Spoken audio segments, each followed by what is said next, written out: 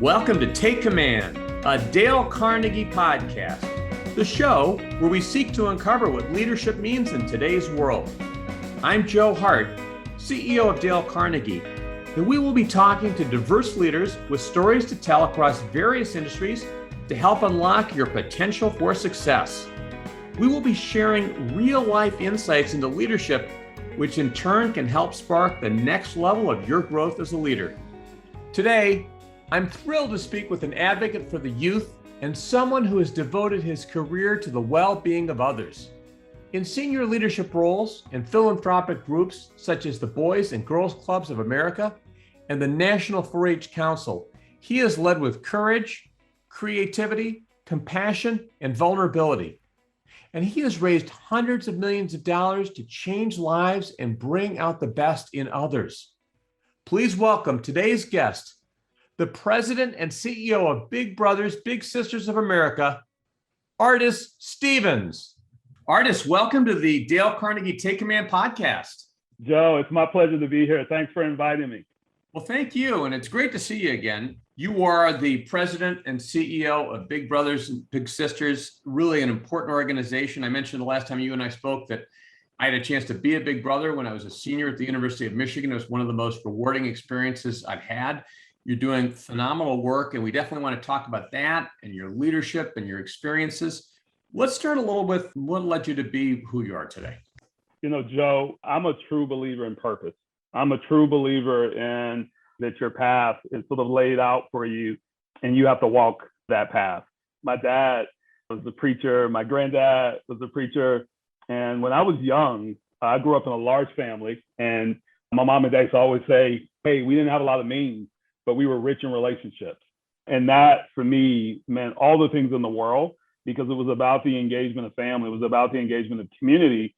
But I always remember, because when I was growing up, being the youngest in a large family, all of my siblings had musical talent except for me, right? And growing up in the church, that was always sort of a thing, to have that type of talent and to sort of be in the front. I'll never forget one day that I gave a Sunday school lesson in church, and then all of a sudden I got the standing ovation. And the moral to the story was that essentially everyone then looked at me and said, hey, you're not the one with the musical talent. You're going to be the next preacher. So I remember going to my dad. I was 7 years old at the time, and I shared with my dad, said, everyone's saying I'm going to be a preacher just like you. I said, is that true? And I'll never forget what my dad told me. He said, everyone has their ministry in this world. You have to find yours. And those words stuck with me. And I always remember why those words stuck with me, because at the time I was setting this expectation, even at 7 years old, that I had to be something that was already cast for me, right? In this sense, it was generational. In a lot of ways, as I was growing up, it became even in my community that this was the block of my community, and this is the expectation that I had. And it was through that type of experience. It was through the coaching of my dad, of my mom, to this greater village that I had in my community of people pushing me along, where I was able to start to break through barriers first that I had in my own mind. And those barriers got me to a place where, you know, I was the first in my family to go to college and to graduate from college. You know, I went to University of Georgia. Go Dogs, by the way, for any of your listeners out there who are Bulldogs. Artis, you were recruited to play football at the University of Georgia, but you never got to play. What happened? I was one of those star athletes in high school that I trained and worked hard to perfect my craft in playing football. I'll never forget in my junior year of high school, I was being recruited. Of course, what was on the top of my list was playing ball at University of Georgia. And I'll never forget in my junior year, the high school game, I was taking a tough sweep and thought I was about to score a touchdown. And I got hit on the top and hit on the bottom. And then all I heard was a sound, and that wasn't a good sound. And that sound was a really devastating injury to my leg. I remember, Joe, that moment because it was what happened after that, right? It was getting into a point of mild depression, hearing the doctors tell me that it's not going to be the same, right? We didn't have the same type of technology and treatment that we do have now, but it wasn't going to be the same. I would never be able to push off on it the way I did before. And it was my dreams that I thought was sort of going in smoke at the time. And I remember going into that mild state of depression, and I was at my lowest. And it was this village of people, right? That community that surrounded me that got me proverbially and literally on my feet again, right? It was the message that you had worked just as hard, right? You worked so hard in terms of playing football, determination, being on task, the drive. Like you got to apply those same skills to still achieving what you want to achieve in a different way. And it made me work just as hard academically as I worked on the field. And I still ended up going to the University of Georgia. It just wasn't to play football. It was to go academically. And I'll tell you, when I went to the University of Georgia, it was this moment of accomplishment that I got there in the way that I did, because it helped to affect my life and the people that I met and the community that I met. But I always knew that I had to work incredibly hard to get to where I was, and that the idea of achieving my dream was still achieving my dream. It was just achieving it in a different way, right? Sometimes we get to our point in life, but the journey that we get there just may end up being different than what we expected, but we still arrive at the point.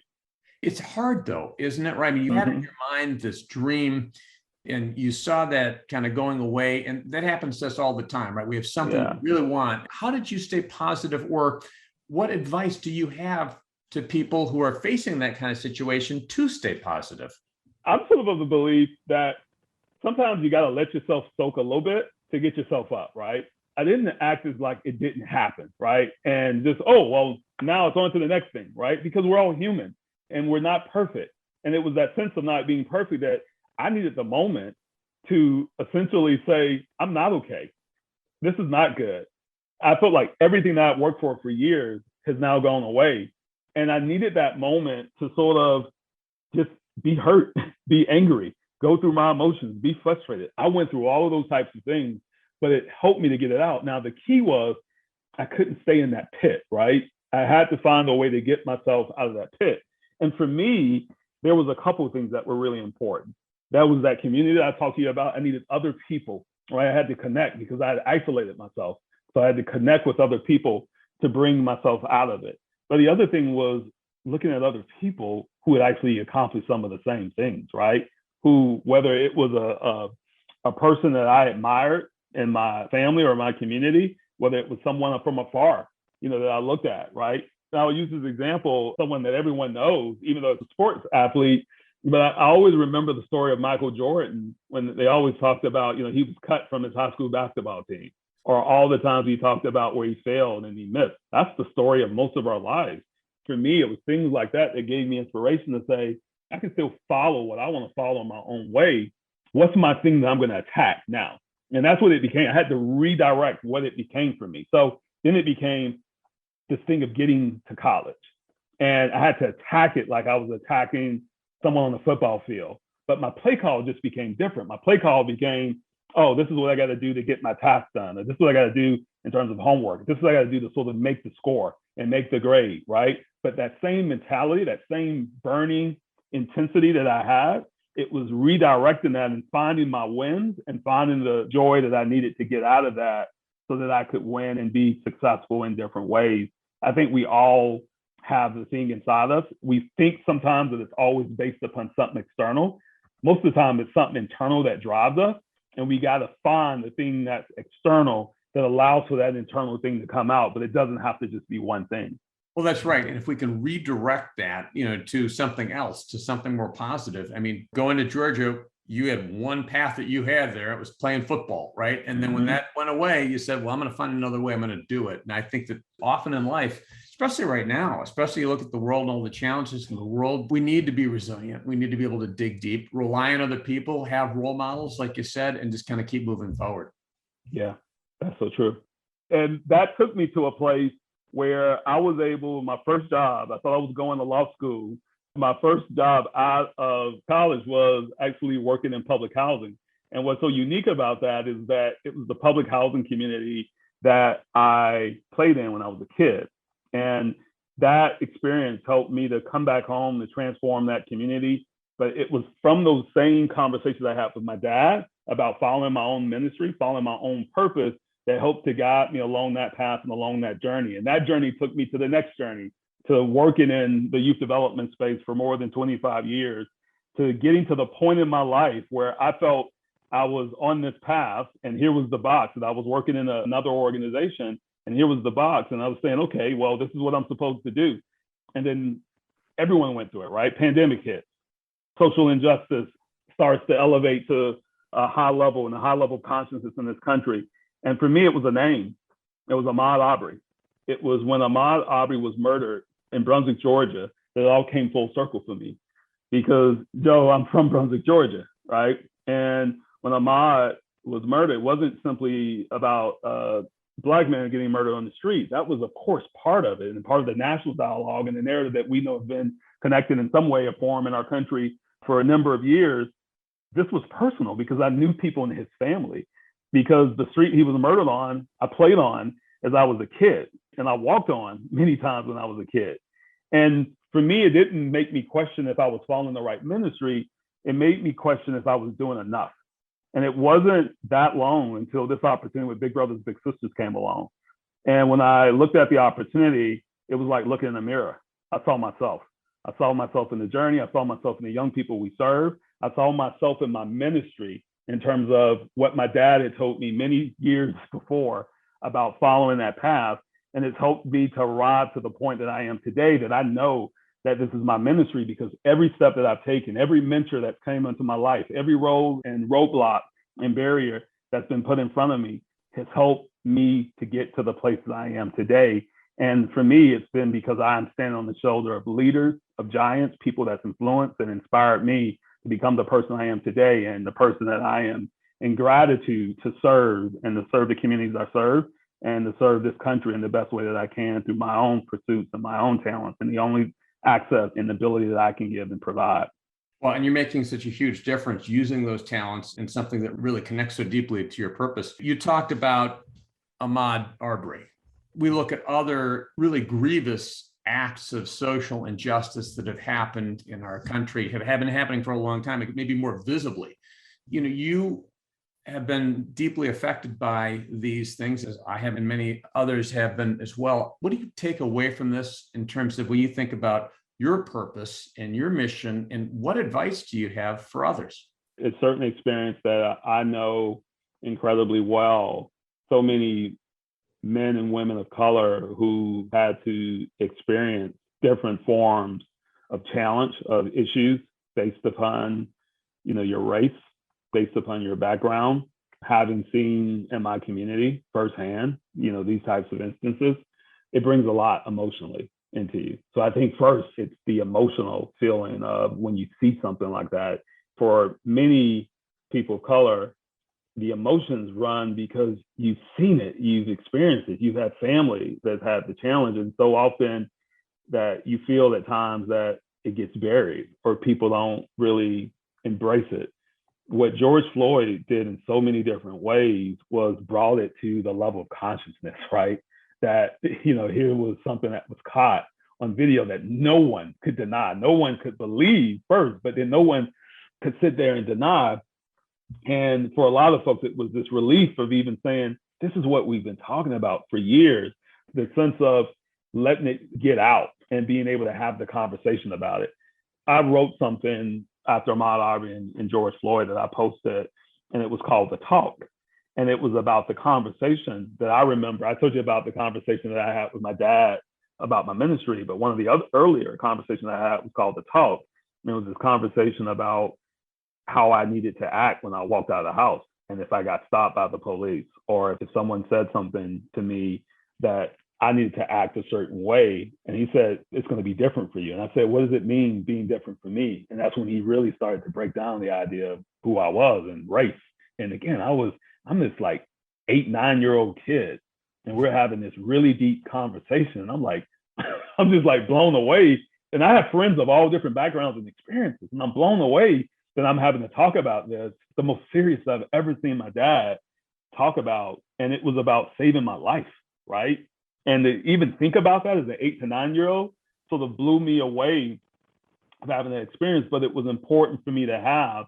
And it taught me something, because it taught me the sense of what it meant to grow up, and in the sense of having that conversation, that it's important that people understand that these are the types of conversations that have in communities, and particularly for those who are also are or seeking to be allies, right?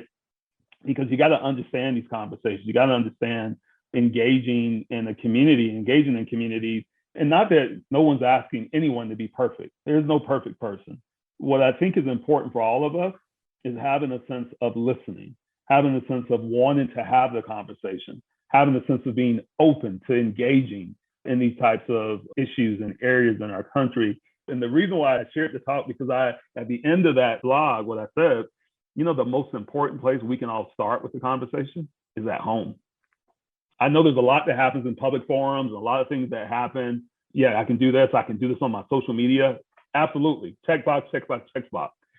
So many times, the most important conversation for us to have is the conversation that we start at home, the ones with our kids, the ones with our families, and to have the courage, right? Because that's the hard conversation sometimes to have when your family may see it in a different perspective, but you got to have the courage to say, no, maybe I disagree with that. Or let's talk about this. We should have a conversation. Because I don't want people, sometimes when they listen to this, to feel like the obstacle's too high, right? Yes, we all should be doing things. We all should be advocates, but there's something that we all can do. And I've shared previously about the sense of how we can take actions in our communities, right? Because that's a civic engagement type of thing that we can take from a social justice standpoint. But we can also start in our homes. And those are with the simple conversations, simple yet powerful, that allow us to engage and to educate and to inform and to ensure that we have a forum where our kids and young people hear us talking about this in the sense of inclusion. And what does it mean to be inclusive? What does it mean to be tolerant? What does it mean to be an activist? What does it mean to be anti? What does it mean to be focused on the sense of making a better world and making a better world collectively together? So my answer to this is probably not as seismic, but I think ultimately it has the potential to be, because I truly believe in the idea that these one simple actions can be actions that add up, can be collectively, and can truly change communities and ultimately change our country. Absolutely. And it's a great answer. And it really comes down to us individually and what we're willing to do and questions we're willing to ask, the conversations we're willing to have, like you said, with family, with friends, with people in the workplace and so forth. But everyone's got a responsibility in this discussion. And everyone's got, as you said, going back to integrity and purpose and path. I mean, one of the things that I know Dale Carnegie believed and we teach is that every single person has inherent greatness. Every single person has inherent greatness.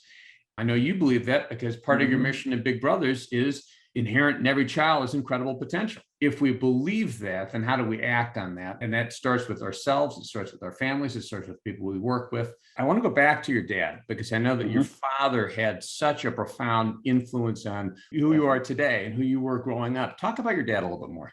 Yeah, just an incredible guy, right? I mean, just from all the ways that you can think about it. My dad was a guy who had a 5th grade education, right? Was out on the street, I think at 6th grade.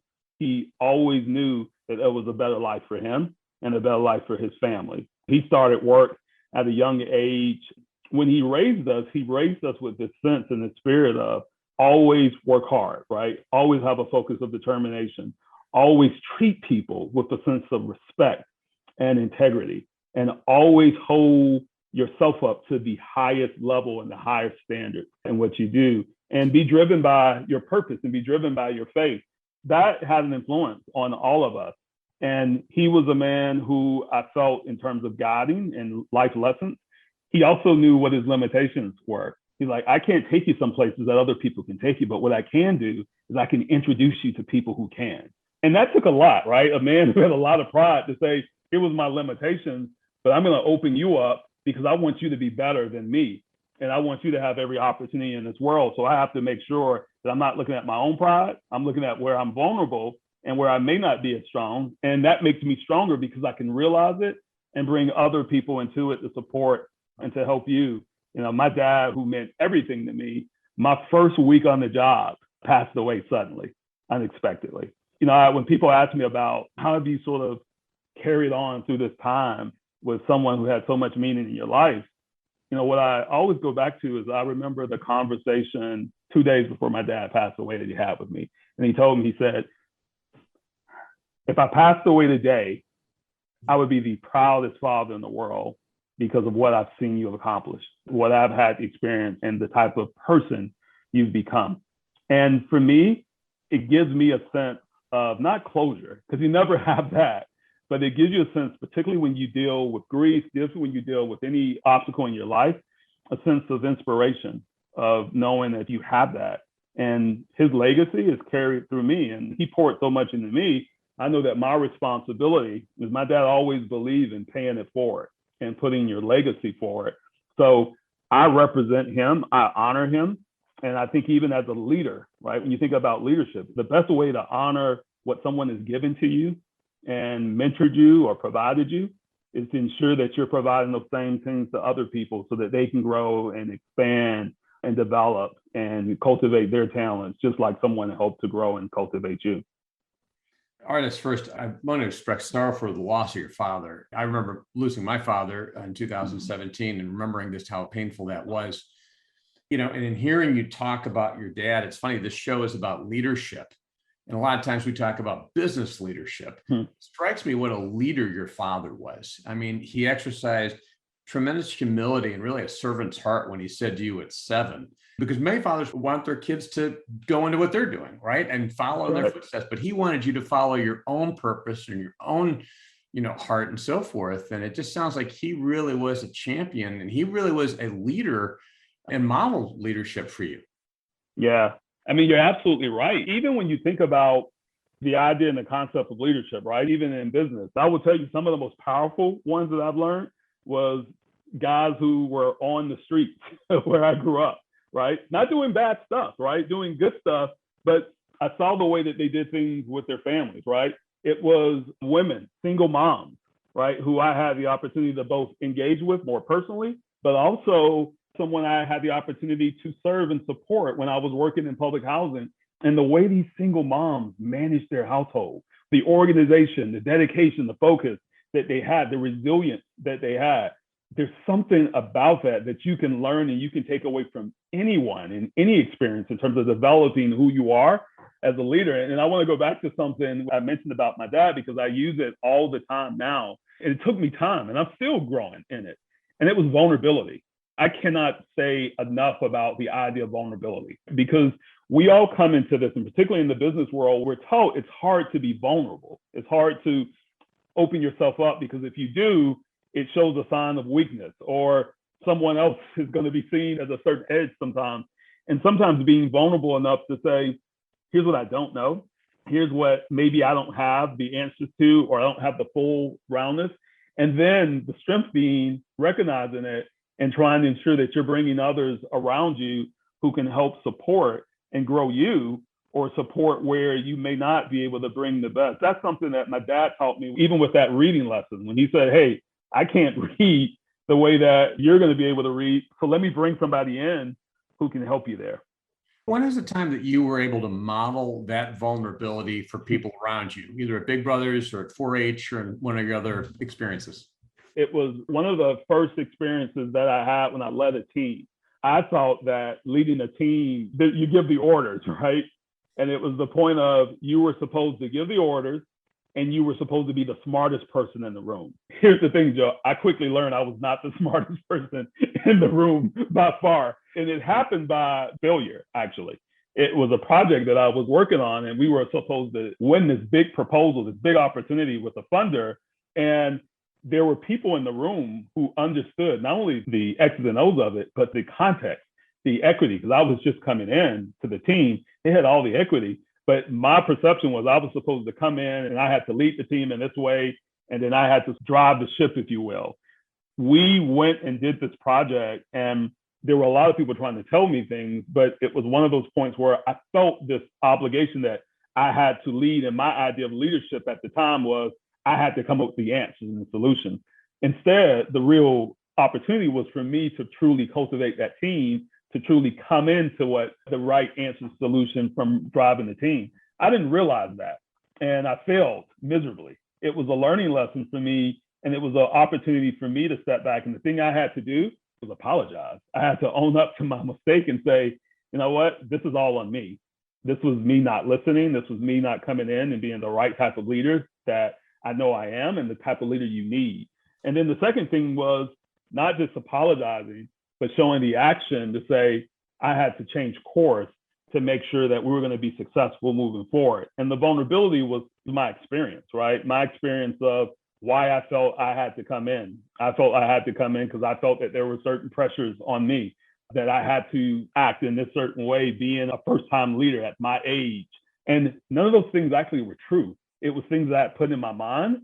But when I opened myself up to truly listen to my team, they became more sympathetic and said, okay, now we understand. We didn't know where you were coming from. Now we understand. Let's work together now to help each other to be successful. And again, I think sometimes we all come in with our preconceived notions.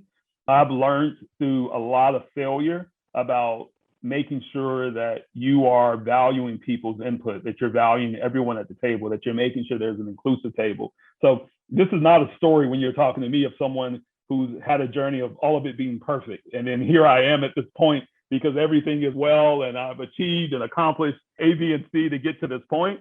It's more of a zigzag, meaning I've hit obstacles. I've taken 3 or 4 steps back. I've been knocked down a number of different times, but I've come back up. And just standing back up and walking the type of walk that I feel is one of integrity, one of treating people well, one of trying to do it together, and one of succeeding as a group and as a collective to achieve big goals on behalf of people, and particularly on my mission, young people, is one that I feel really good about. That journey's been heartfelt and hard-won because it's been on the right behalf of young people. And that's certainly a phenomenal purpose. I want to talk to you about that, but I just want to go back for a second because I think you're right. A lot of people have this image of leaders and they've achieved something. They don't realize that they're the zigzags that you're talking about. I mean, they just think, oh, Artis is successful. People don't see all the things that you work through to get there. What I'm curious about is sometimes vulnerability. I mean, it's hard by definition. And many people, especially young leaders, will often think that they have to have the answers. They're afraid to let their vulnerability, their weaknesses show. It takes courage to do that. How did you get the courage, or how do you get the courage when you face a fear or whatnot? Where do you get that confidence? And what advice do you have for people who may not yet have that, be able to find it? Yeah, and I'll speak just personally because I think in some ways it's different for everyone, but I think there's some commonalities that we find in life. That old saying, how do you jump into cold water, right? You put your toe in first, and then you put your leg in. You finally immerse yourself.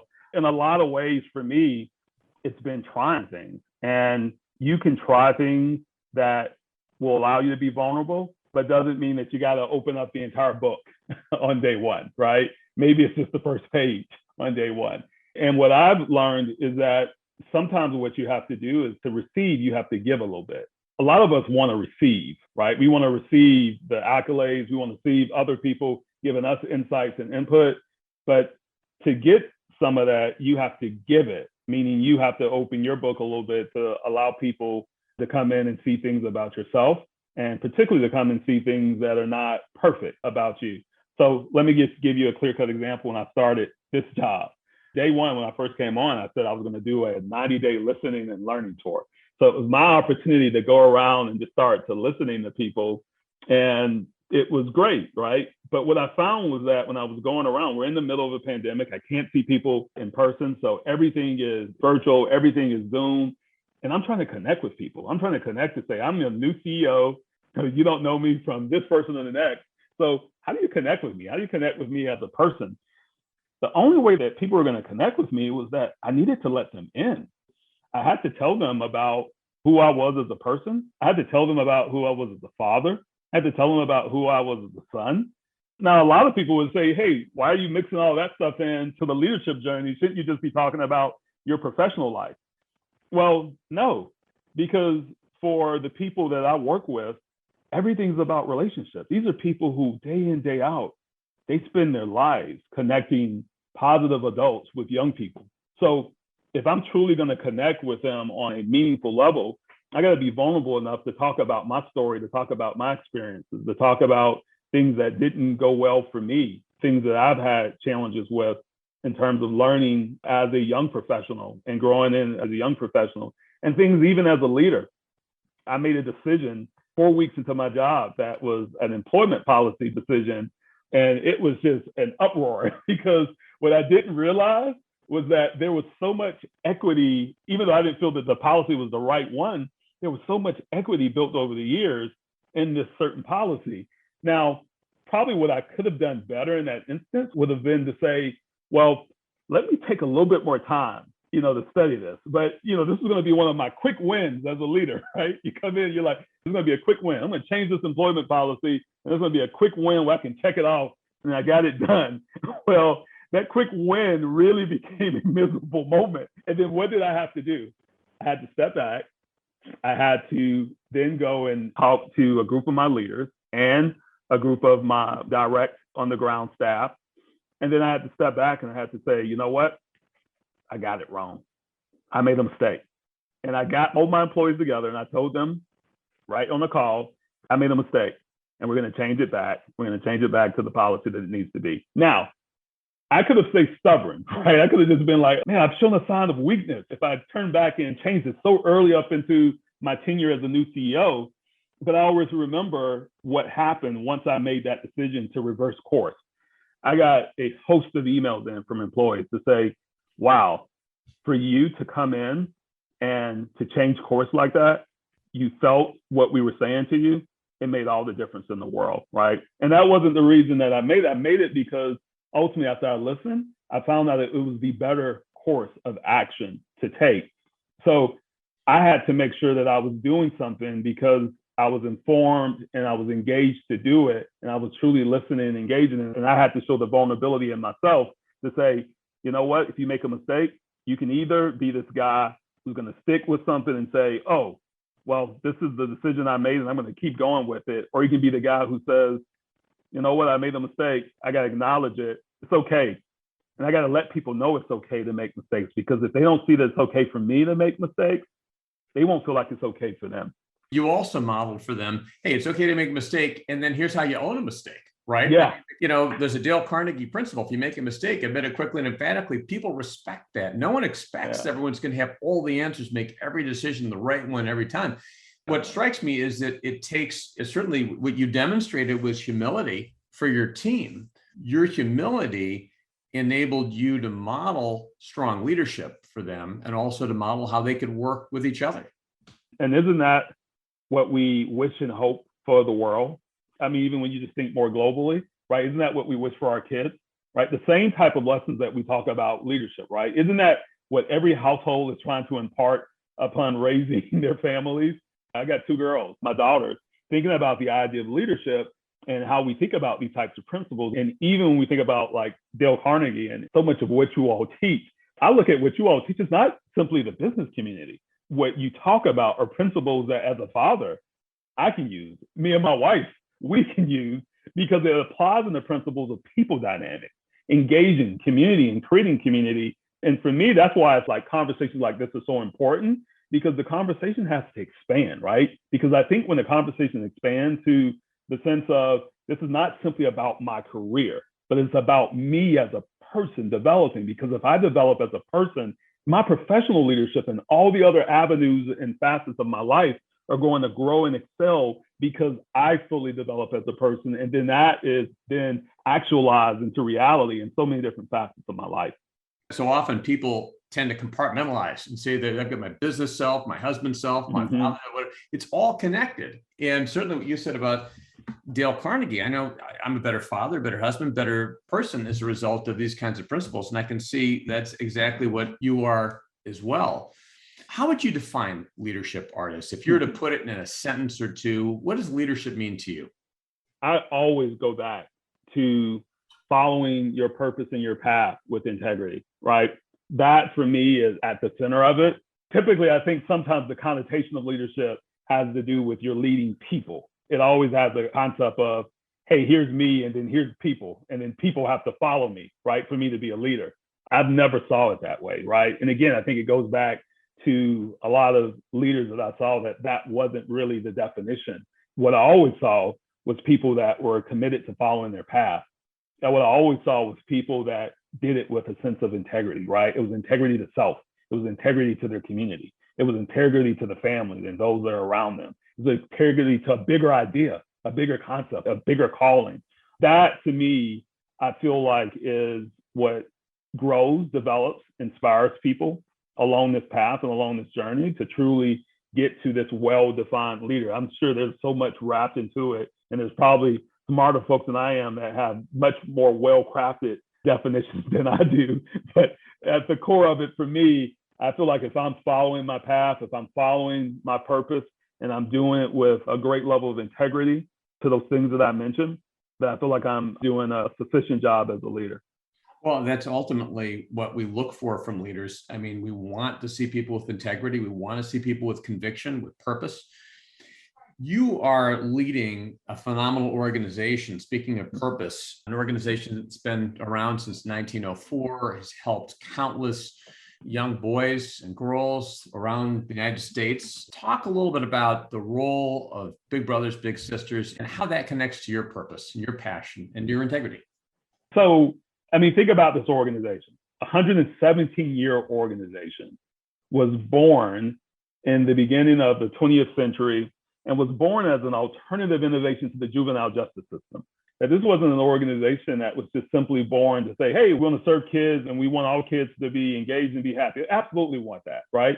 But what's really crucial to understand that, because it really talks about what the organization is today, is that our mandate at the time was serving the kids who were most marginalized, the kids who were most vulnerable, right? They were the kids who were coming over in the country who were immigrants.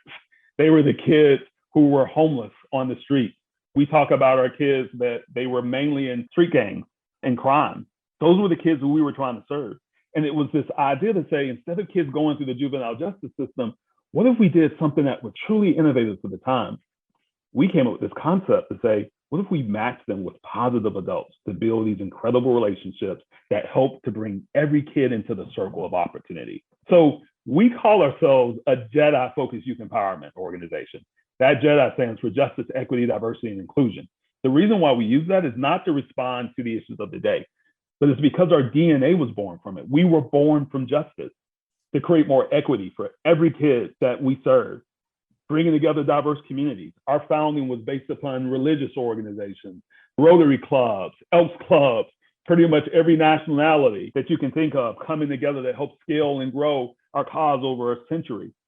And it was all for one singular purpose, so that every kid could feel included to opportunity and a better life.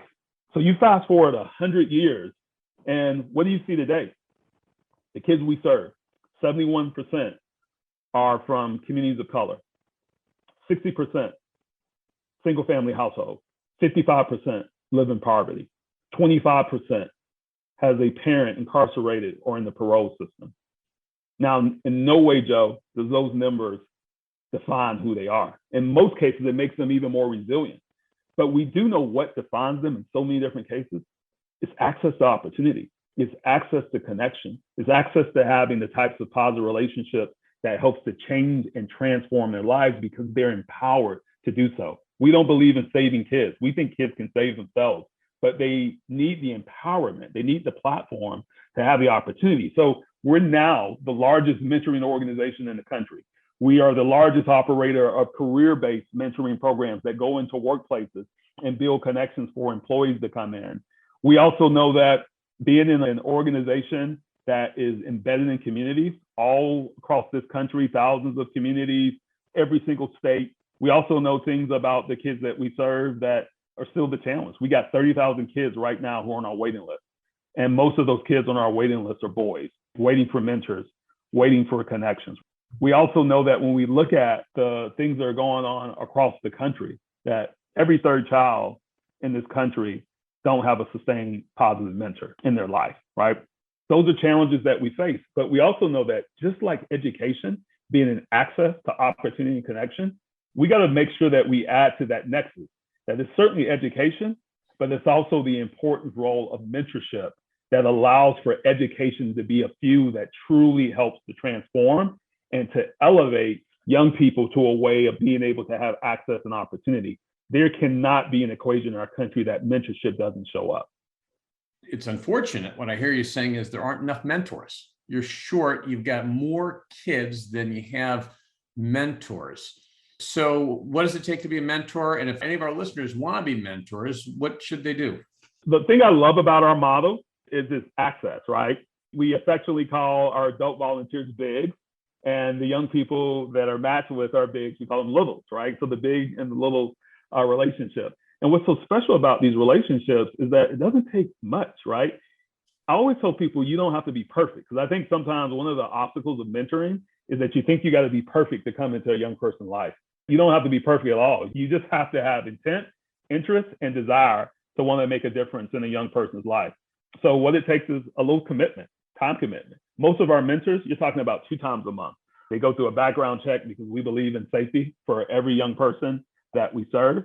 The reason why a lot of volunteers who get into our program, they're smiling once they get in, because what they find is that, one, the young people are teaching them more than what they're teaching the young person, because most of our mentors say they get more out of it than they give to the young people that they're mentoring. Now, we don't ask you to commit to years, but you just want to commit to it. We have so many what we call wedding stories. And the wedding story is a mentor starts with a kid, maybe when they're like 9 years old or maybe 11 years old. They stick so long together, Joe, that the big actually ends up in our little's wedding when they get married. And they either become a maid of honor or best man or some part of the party of the wedding, because that's just how powerful the connection is that they have. We have people who help to coach you and support you, so you're never alone. You connect, and we have the parent is always engaged and connected as well. So it's not just this relationship. You come in and you're not knowing who the family is. You don't have the staff support that helps you. We help try to provide curriculum and tips and ways that you can engage and get involved.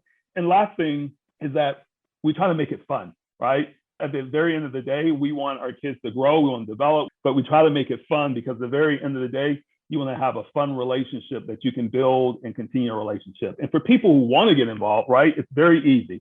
They go to BBBS.org, and you can easily put in your zip code, and you can find a local Big Brothers, Big Sisters that's nearest you and get engaged. And for some reason, if you're not able to give your time, you can always support a match, right? We have a number of people who invest and give financially to support a match between a volunteer and a young person. And the last thing I would say is the story has to continue to be told, right? We need people who, if you believe in mentoring, if you believe in championing the goal and the role of young people succeeding in this world, you can always advocate. And even if it's not Big Brothers, Big Sisters, advocate for a young person in your community, advocate for a young person in your life. Each and every one of us can do that, because that's an important aspect to ensuring that our entire community grows and our entire country grows as well.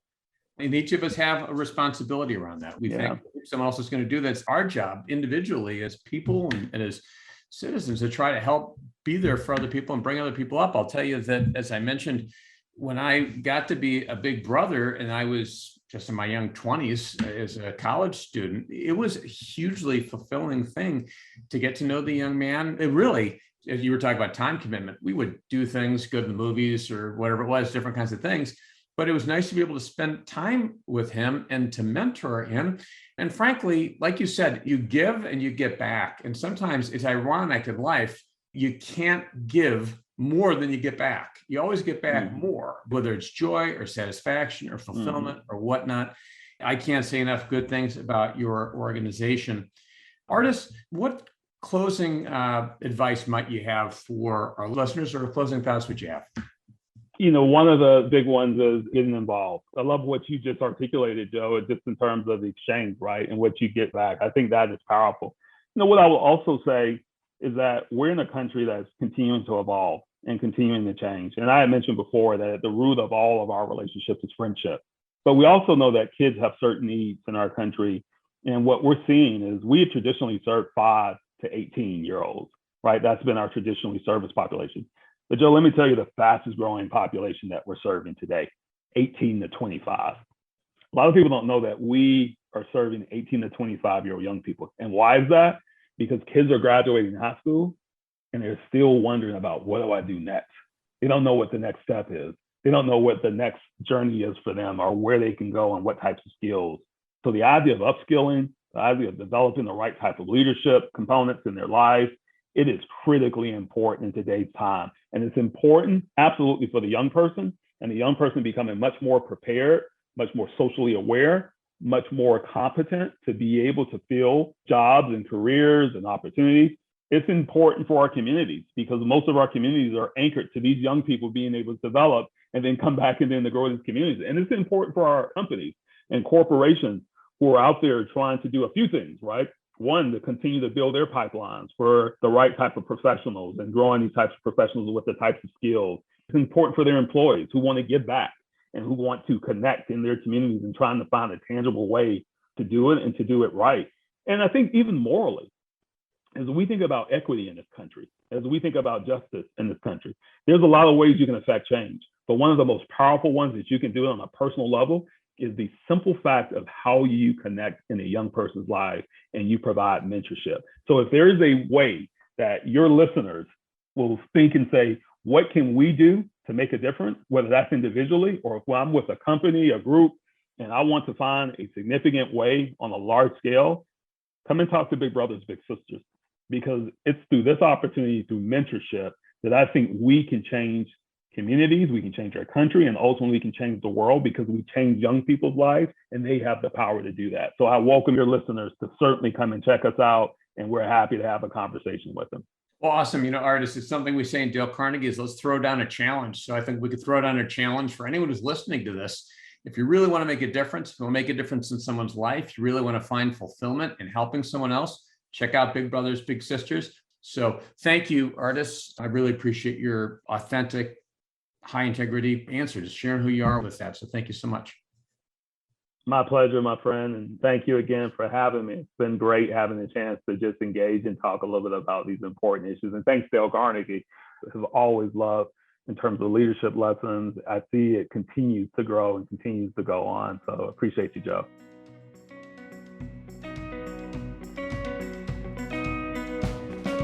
I hope you enjoyed this edition of Take Command, a Dale Carnegie podcast.